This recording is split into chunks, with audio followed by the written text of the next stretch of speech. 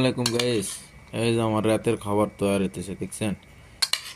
ছোলা বুট নিছি, পেঁয়াজ নিছি, একটু কাঁচা পেঁয়াজ, শসা, গাজর, টমেটো আর এই যে লেবু, বুঝছেন নি? এই লেবুটা দিয়ে দিলাম। মনে কথা সুন্দর একটা রাতের খাবার হলো।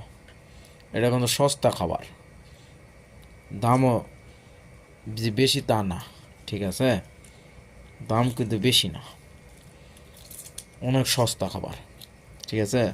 তো রাতে ঘুমের সময় এক থালকা ভাত না মেরা এরকম খাবার খাবা, ঠিক আছে? কাজে লাগবে। তো আমরা তো বাইরে গেলে তো এইরকম রুটিন থাকবো না, যা পারি সৌদি আরবে খায় নি, ঠিক আছে? আপনাদের সেটা পরে বলে দিলাম। তো ঠিক আছে, ভালো থাকেন আপনারা, ঠিক আছে? এরকম খাবার খাবা, ঠিক আছে? সবসময় এরকম খাবার খাবা রাতে রাতে, এটা রাতের খাবার, ঠিক আছে?